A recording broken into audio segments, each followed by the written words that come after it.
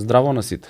За жал, ова епизода од подкастот In Medias Res ја снимаме во услови кога сме завиени во тага, поради страшната трагедија која што го погоди Кочани, но и целата држава. Се сеќаваме на жртвите, им посекуваме побрзо оздравување на оние кои што се повредени. Но и разговараме како да се подобриме во иднина, како подобро да комуницираме во услови на криза, иако никој не посакува истата, но и како да го заштитиме нашето ментално здравје, без разлика дали сме новинари, лица кои што биле прва помош или пак граѓани. Разговараме со професорките Марина Тунева и Маријана Марковиќ.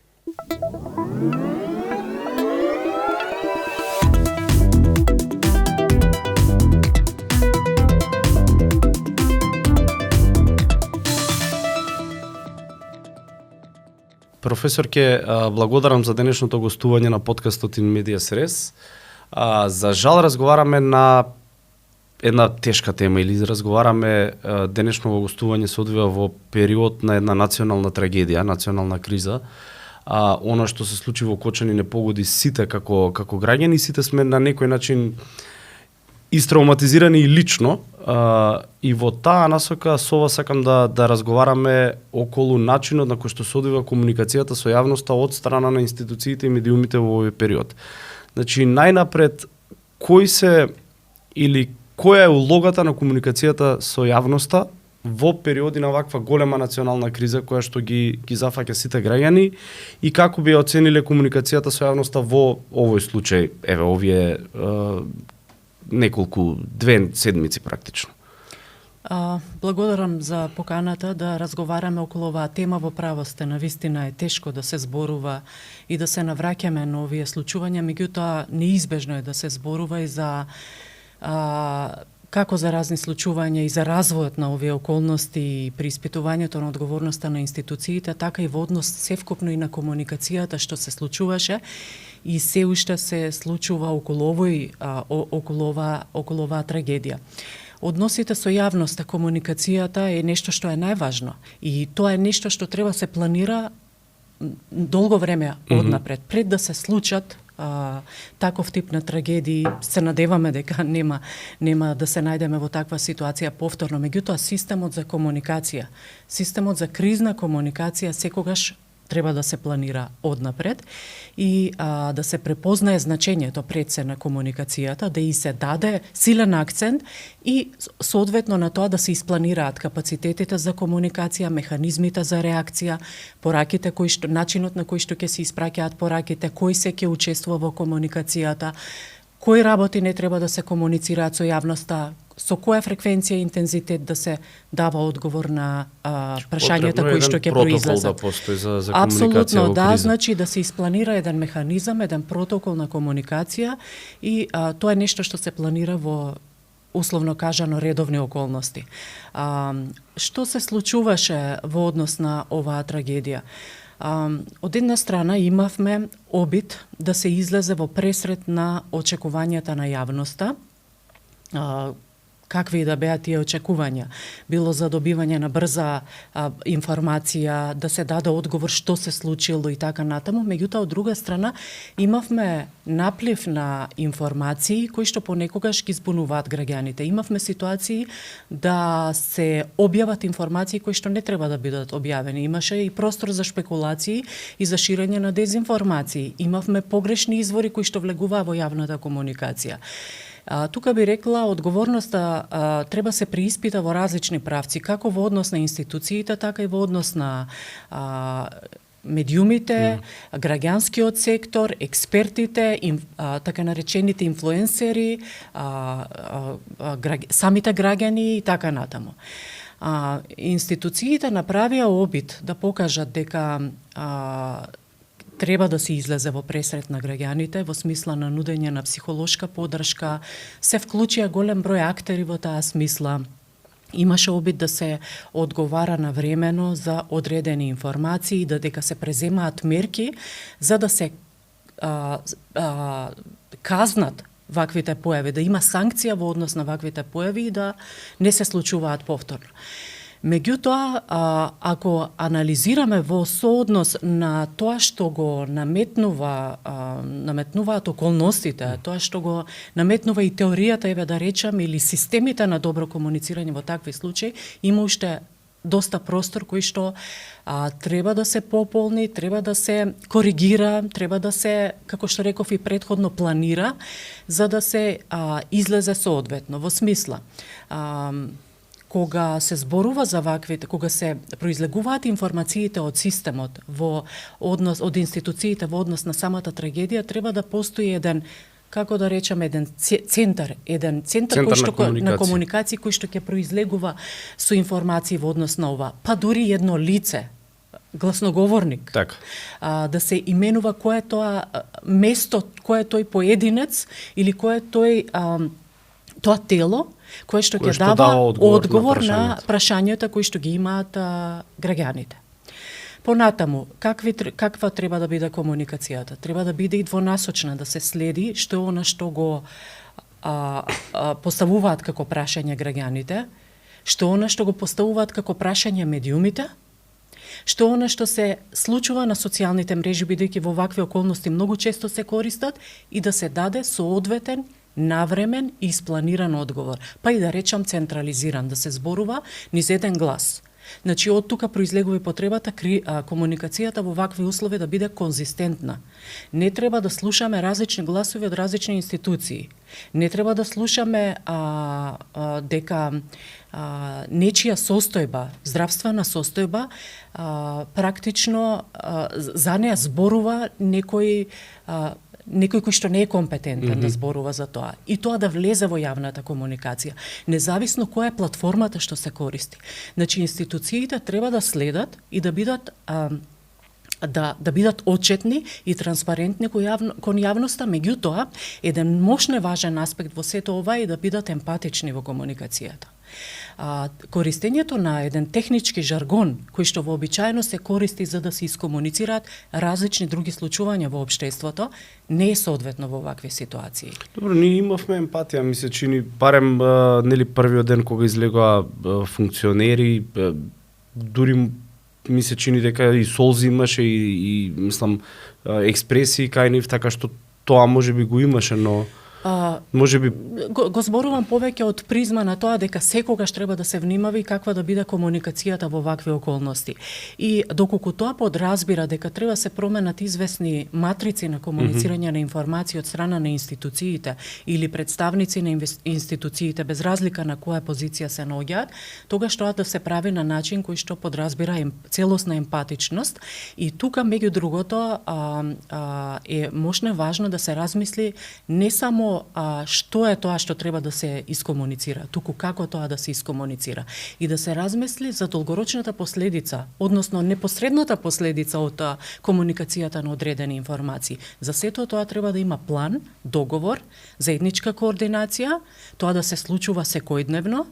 Тоа кризно тело, еве да го наречам условно, треба да функционира постојано 24 часа на ден.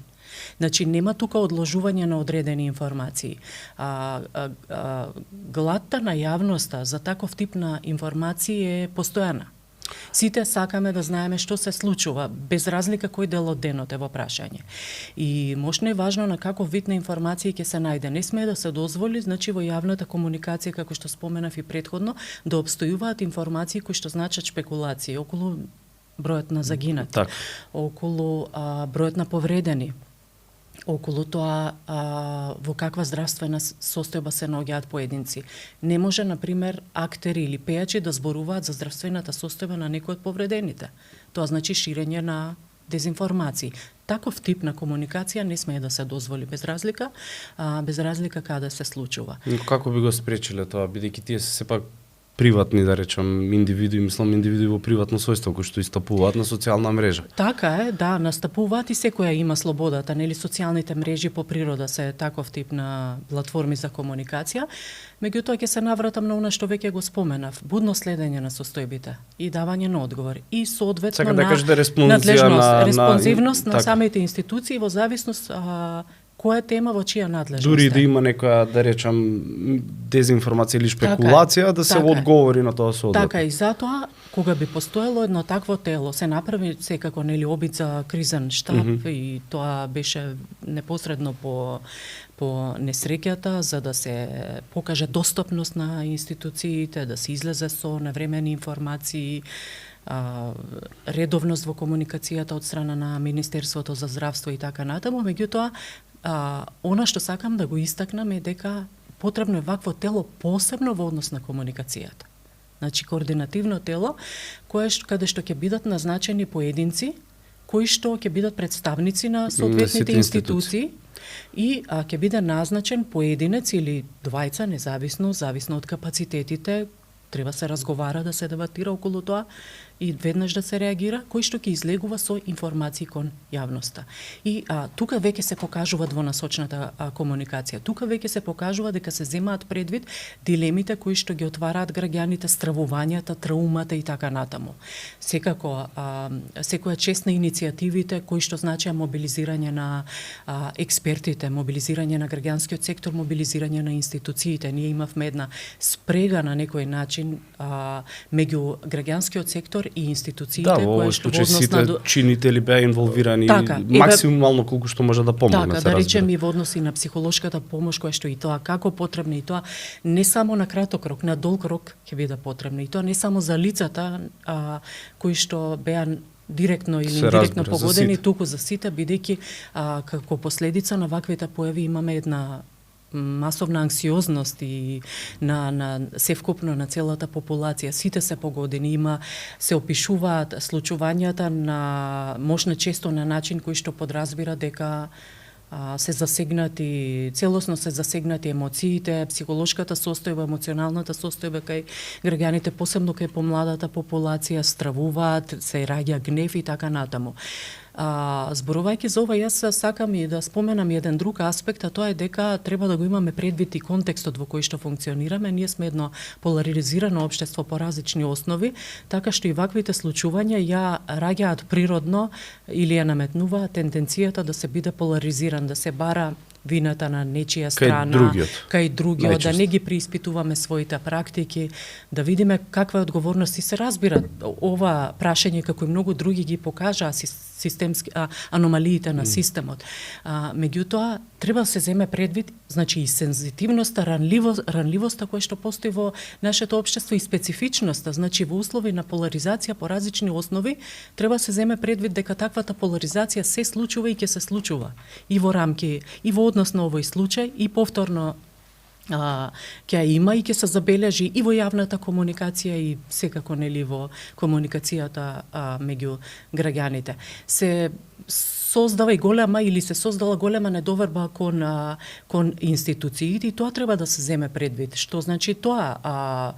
Еве и во едно истражување од минатата година на програмата за развој на Обединетите нации на глобално ниво се укажува дека се поголем е процентот на недоверба кон националните институции. Ако се земе предвид тоа не е нешто само кај нас кое што е случај. Па да, но во наш контекст, нели, тоа би значело дека за ваков тип на случувања навистина треба да се земе предвид дека граѓаните веднаш ќе упатат на одговорноста на институциите или ќе се сомневаат во одговорноста на институциите. Ние имавме ситуации без разлика каде се случувала таа комуникација, граѓаните да ги избегнуваат институциите како извор на информации и да се да се насочат кон други, да бараат други извори на информации, дури повеќе веруваат на неформални извори, повеќе веруваат на инфлуенсери, на креатори на јавно мислење, на статус и така натаму. Социјалните мрежи одиграа голема улога и тоа треба да се земе предвид. И тоа подразбира будно следење.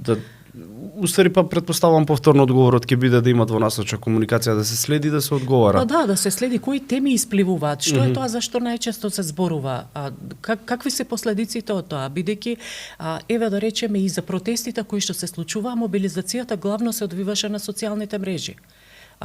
И тука има една група, поголема група на граѓани кои што се мобилизираат, планираат и сакаат да направат нешто кој што значи искажување на револтот од таквите, од последиците од такви случувања, зошто дошло до тоа и така натаму, да се превенираат и слично. Не велам дека не биле во тек представници на институциите, самите институции во однос на ова, меѓутоа да се покаже дека има една поголема будност околу случувањата и подобро планирање на комуникацијата. Навременост, отчетност, емпатичност, консистентност, комуницирање на вистинските информации во вистинско време, да се процени кои информации не треба да излезат и така натаму. Имавме и обид да се покаже соработка меѓу владата и граѓанскиот сектор, па така заеднички се произлезе со одредени информации за начинот на кој што не треба да информираат медиумите или како да соработуваат медиумите во однос на овој дел. Јас би рекла дека како и во доста други ситуации, така и во оваа, професионалните новинарски и медиумски здруженија добро ја одработија својата работа, во смисла покажаа добра координација меѓусебно и реагираа навремено, упатија и регулаторот тука ќе го споменам, бидејќи Агенцијата за аудио и аудиовизуелни медиумски услуги излезе со свое соопштение. Значи тука постои една солидарност, постои една цврста спрега која што функционирала и во други околности и функционираше и сега. Професор, јас мислам дека оптимизмот ни е насушно потребен периодов и мислам дека тука е соодветно место да ја затвориме денешна наша да го затвориме денешниот наш разговор, да речем, на една оптимистичка нота, па се надеваме дека во иднина нема ни да се повторат вакви трагедии, а и дека ќе научиме лекции не само во сферата на комуникација, туку во секоја сфера како треба да функционираме како држава и институционален поредок. Ви благодарам за денешното гостување. Ви благодарам и јас на поканата.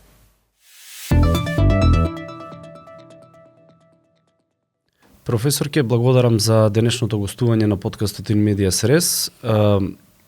Разговараме за една травматска ситуација, за една национална криза која што дефинитивно ќе потрае, нема така брзо да помине, и криза која што не погоди сите нас. Вие сте лице кој што се занимава со комуникација, со интерперсонални комуникации и со психолошките аспекти на комуникацијата, особено во кризи. Сте основач на психолошката лабораторија при Институтот за социолошки и политичко-правни истражувања. Па од тука сакам со вас да се осврнеме на начинот на кој што треба да се одвива комуникацијата во ваква криза од аспект на избегнување на дополнителна травматизација на граѓаните во најширока смисла на зборот, но особено и оние кои што на некој начин биле директно засегнати. Да избегнеме виктимизација дополнителна на лицата кои што го преживеале овој настан. Кои би биле вашите препораки, како да постапуваме во овој период кој што следи? 2 недели, 2 седмици помина, но ќе трае оваа травма уште долго. Како треба да постапуваме, и граѓани, и медиуми, и сите останати чинители? Ви благодарам за поканата. Травматските настани се настани кои што имаат сериозен карактер и кои што ги зафаќаат жртвите кои што директно биле вклучени во настанот, но и пошироката заедница. Особено важни при известувањето за ваквите настани се новинарите и медиумите. Во рамките на психолошката лабораторија ние се трудиме да постојано известуваме и праќаме совети до новинарите како да известуваат за ваков вид на настани. Бидејќи во овој настан, покрај што се засегнати директно луѓето кои што биле вклучени во настанот, засегнати се и новинарите кои што известуваат за настанот. Во тој случај треба да се обрне внимание и на двете страни. Се почесто се зборува за едукација на новинарите од областа на травматско известување. Поточно известување за травматски настани, при што акцент се става на менталното здравје на новинарите и на менталното здравје на лицата кои што се интервјуирани. Травматските настани секогаш имаат свој почеток и свој крај. Потребно е травматскиот настан да се затвори, што тоа би значило да не се додаваат дополнителни слики од настанот, дополнителни информации, за да се остави процес за зацелување на раните. Знаете, нашето тело е така конструирано да си има и свој внатрешен механизам на справување и исцелување. Потребно е да го оставиме нашиот организам да си по свој собствен пат да си дојде до зацелување и до затварање на содржините на кои што бил изложен. Постојаното навраќање на настан кој што вклучува снимки, звучни или слики или некакви текстови, постојано го отвараат настанот и не оставаат да се затвори и да се продолжи понатака со животот, бидејќи сепак ако нешто треба да славиме и покрај травматските настани, тоа е животот. Дали тоа би значило дека треба да се воздржиме практично од споделување на нови видеа или видеа од друг агол, од самата случка или искуства на лица кои што биле можеби таму и се жртви, дали тоа е практично препораката после извесен момент да се прекине со споделување на содржини кои што веќе не придонесуваат кон некаква нова информација? Препорачливо е да се прекине со споделување на дополнително травматски материјали, бидејќи целта е да се информира јавноста. Јавноста се информира за настанот, како почнал, како се одвивал, како завршил. Нема потреба повторно и повторно да се отвараат слики од настанот. Немаме потреба од повторно травматизирање. Имаме потреба од зацелување. Во однос на новинарите би спомнала, новинарите исто така се во случај на известување за травматски настани се наоѓаат во една сериозна ситуација која што би ја опишала како дополнително стресна, бидејќи тие се сведоци на настанот и тие се оние кои што ја информираат јавноста за случајното и пожелно да останат неутрални при известувањето. Но во вакви случаи се мешаат и личните содржини и новинарите сами се наоѓаат во шок од виденото, доживеаното, дали заради блиските кои што биле вклучени во настанот, дали заради самата природа на настанот, и кај нив исто се појавува некое чувство на вознемиреност, на тага, на неможност за справување со секојдневните активности. Кога се зборува за известување за травматски настани, потребно е да новинарите се потсетат, се разбира дека тоа секогаш го поминале, но во шок вие веќе автоматски реагирате, немате простор да направите дистанца меѓу она што се случило и вашата реакција. Потребно е да се навратат малку на етичноста при известувањето, уште еднаш да ги препрочитаат сите информации кои што се поврзани со настанот и она што е многу важно да внимаваат на кој начин ги интервјуираат соговорниците. Потребно е да ги препознаваат знаците на траума и на стрес. Во случај кога соговорникот покажува симптоми на стрес, потребно е да се прекине интервјуто. Се разбира, новинарите сакаат да бидат постојано во функција на апдейтирање на јавноста, но во вакви случаи е потребно време. Да се остави простор, соговорникот да се праша дали сака да разговара и да сподели информација, да не му се создаде чувство дека ете сега мора да ја даде информацијата, дури доколку кога ќе се заврши разговорот, соговорникот каже не, јас ова не сакам да биде споделено, да се почитува неговото или нејзиното право за да се повлече интервјуто. И знаете, травматскиот настан зошто е сериозно нарушување на нашето ментално и физичко здравје, зашто се случува наеднаш и ги зафаќа и когнитивните и емоционалните аспекти. Кога зборувам когнитивни, на што мислам? На спознанието на настанот како се случил, кога имало почеток, кога имало крај, кога завршил настанот. Во ваков шок соговорникот ја нема свесноста за континуираноста на настанот. Па кога зборува може да се случи да се повторува или да раскажува нешта кои што се нелогични.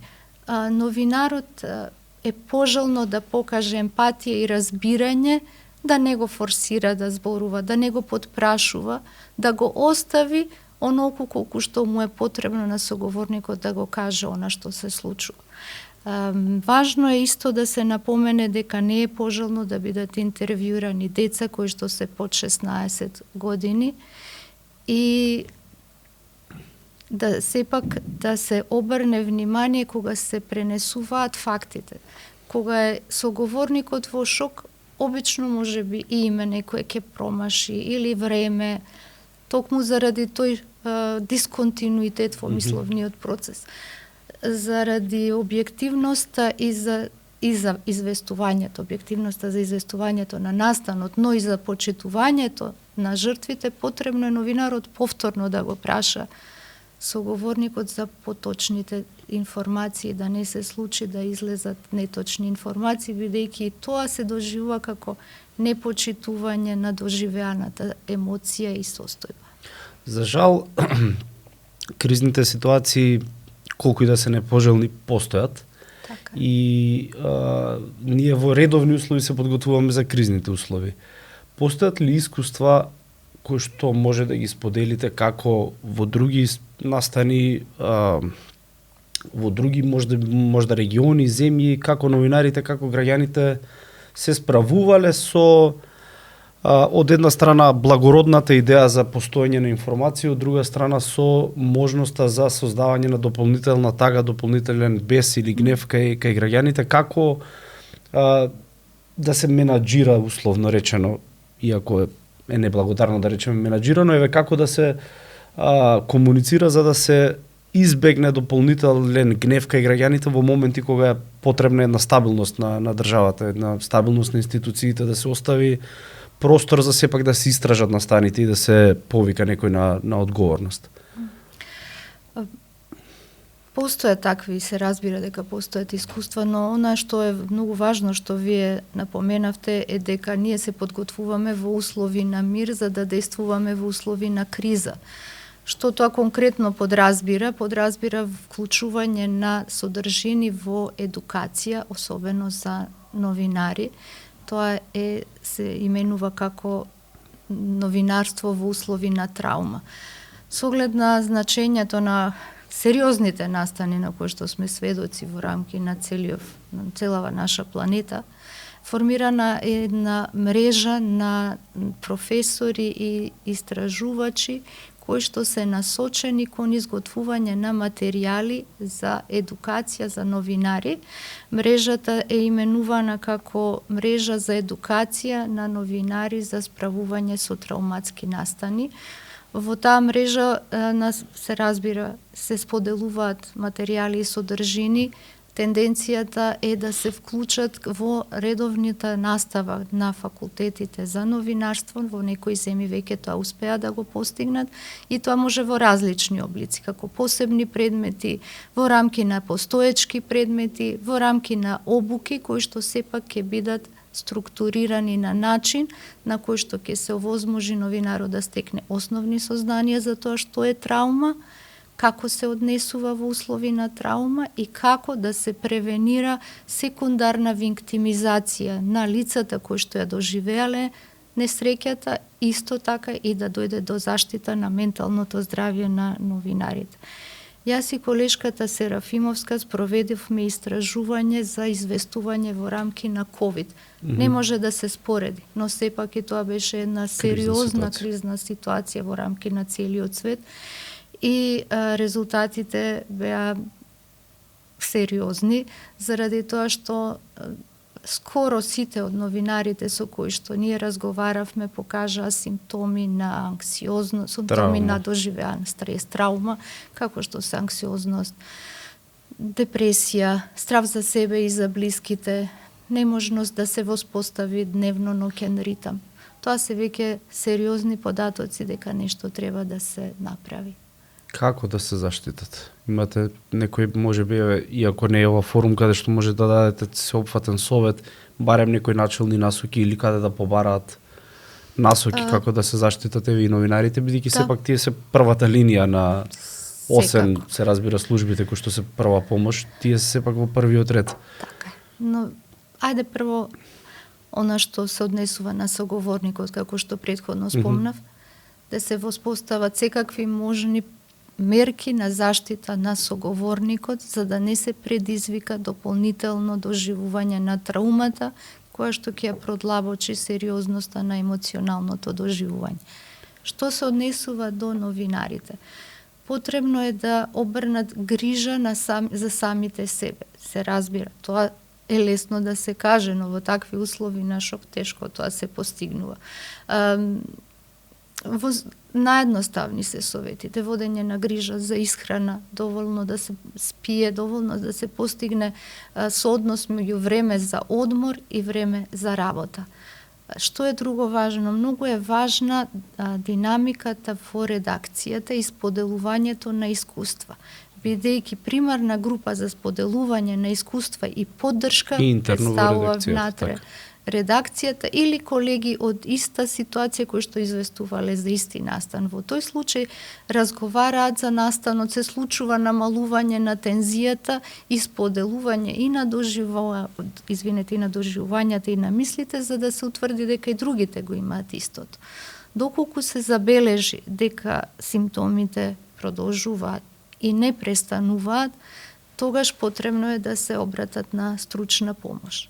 Психолошка помош, но работејки со новинари и работејки со жртви на секако вид на трауми, она што се јавува како прво чувство е не си дозволуваат себе си да се почувствуваат подобро. Остануваат во некој период заглавени на лојалност кон тагата, бесот, затоа што ако се обрни внимание кон себе и грижа за себе, некако има чувство како да ги изневерили и чувство на неемпатичност, но напротив, тоа е единствен начин за да се спречи било какво продлабочување на траумата на било кој што е засегнат во таквите случаи.